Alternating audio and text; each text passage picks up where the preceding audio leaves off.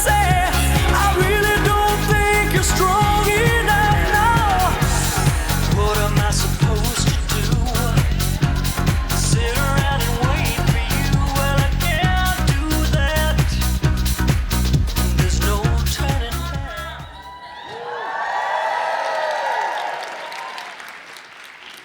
A lot of Cher fans. A lot of people see me in this chair and assume that I'm asexual. Not a question, just an assumption. Well, before my accident when I was 16 years old, let me tell you, I kissed a lot of guys and I had a lot of fun. And I was a sophomore dating the captain and really good-looking guy of the basketball team, and we made it to third base. I don't know if they even say that anymore. Those of you out there, you know, third base is pretty good. But after my accident, I still had a ton of guys around me, but they were all really, really good friends. And they told me everything. A lot of times TMI, even about their sex lives, but they were friends without benefits. And I wanted guy friends with benefits. But I couldn't escape the facts. I was paralyzed from the neck down. I couldn't move my arms really well. My hands didn't work. And I know that they just would freak out. They'd wonder, how would this woman be intimate with me? What would we talk about? How would it happen? It was a locked black box inside of me that I wouldn't open for anyone, not even my closest friends. It was with 3 of those closest friends on a Saturday night that I found myself, and we started drinking wine. And before long, we got to the subject of, I'm sure you can guess, dating. Kara regaled us with her Match.com story. So I go to this bar, really good-looking guy. We sit down, we're chatting. He goes out to feed his meter, and he doesn't come back. Oh my God. If Carol got ghosted, it would be worse for me. They'd either look through the window and see my wheelchair and be like, I'm not going in there. Or they'd come in, get close enough and say, oh, I'm out of here. Harriet was rewriting her profile for JDate. She's like, so guys, what should I do? You know, I love clowns and I want to write about that.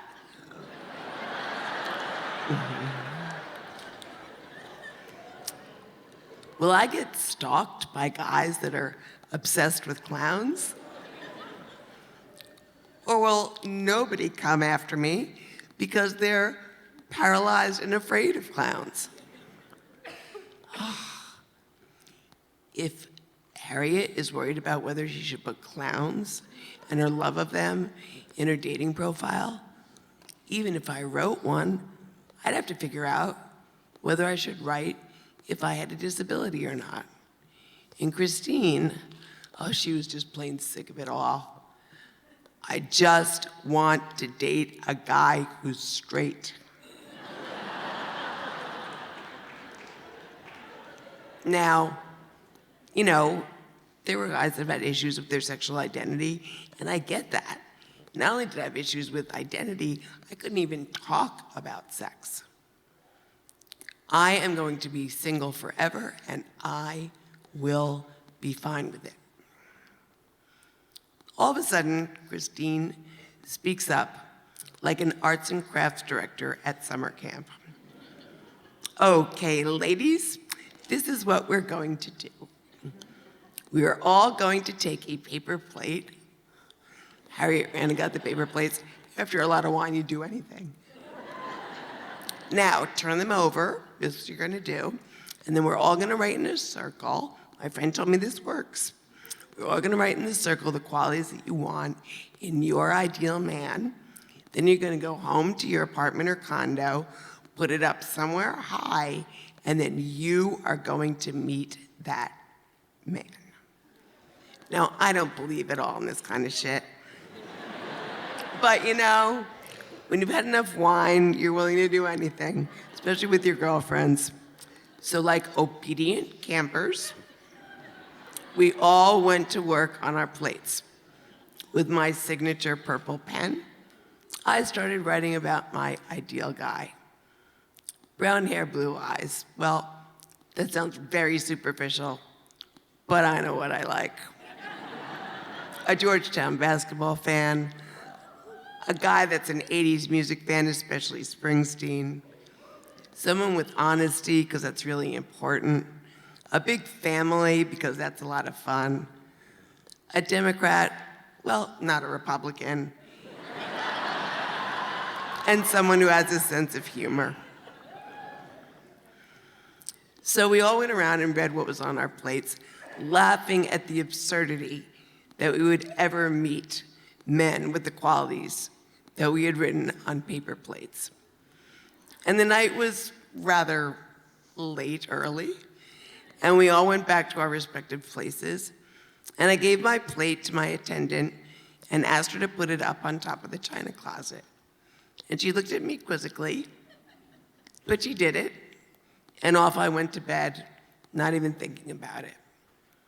As time goes on, I focused on my legal career, and I wound up one night at an award ceremony, which is not as fun as it sounds, until I looked across the room and I see him. This handsome guy with brown hair and blue eyes. I have got to meet this hot dish. After the ceremony, I was introduced, and Tony and I, his name is Tony, got into a conversation as we left together. And we chatted, went out into the frigid weather, but like magic, I couldn't even feel the cold. And we continued chatting easily, and as we were departing, he casually said in his usual low-key manner, "Yeah, and by the way, I just got season tickets to see Georgetown basketball." Is this really happening? Did I really just meet the perfect guy? A few nights later, I got home and there was a message on my answering machine. "Hey, Sheri, it's Tony. I know it's late, but I have tickets to see Georgetown play Coastal Carolina tomorrow. Would you like to come?" Would I like to come? I mean, it's not Duke.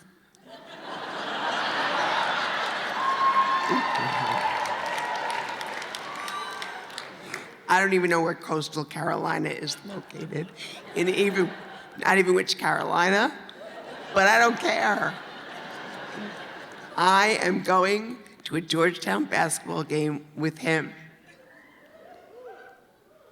"Hi, Tony. It's Sheri.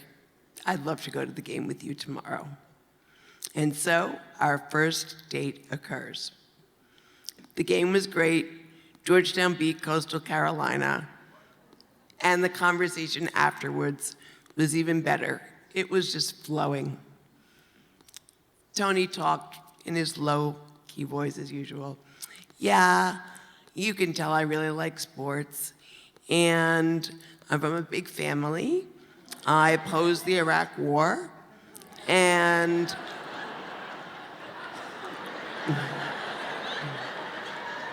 that was his secret way of telling me what political party he was. I got it.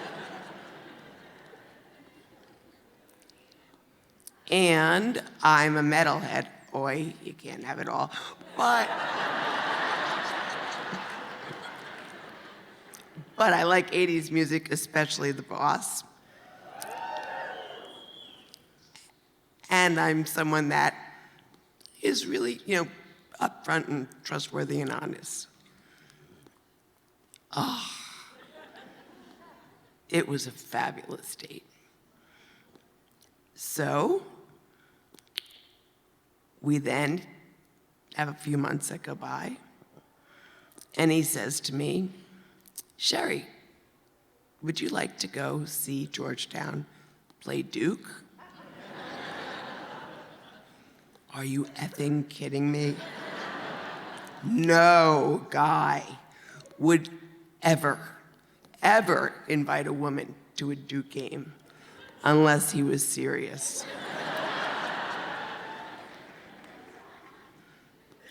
Hi, Tony, I'm definitely interested. And so the magical day came. Georgetown beat Duke. We had Chinese food in our local restaurant. And then we went up to my place afterwards, and we started kissing. And all I could think of was, oh my God, this guy is such a great kisser. Oh my God, this guy is just such a great everything. And after a little while, he pulled his head away. He looked at me. He put his hand gently on each side of my face, and he said, I love you. And all I could think of was, this guy doesn't care that I can't move my arms. He doesn't care about any uncomfortable questions that he might be wondering about. All he cares about is me.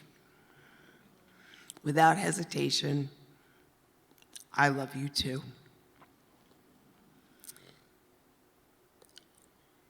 He proposed to me on New Year's Eve, and before we got married, I was moving.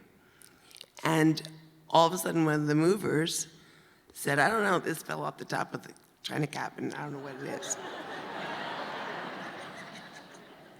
And he hands it to me, and what is it? It's the plate. Oh my God. I can't even believe I still have this thing. I didn't remember anything about it. And I saw in the faded writing, purple, remember? I could still see what I had written about Tony, and it matched him to a T. So where are we now? We all met our plate mates. Magical? Maybe. I think that plate created an aura of attraction. And now, my plate and my cup runneth over with love.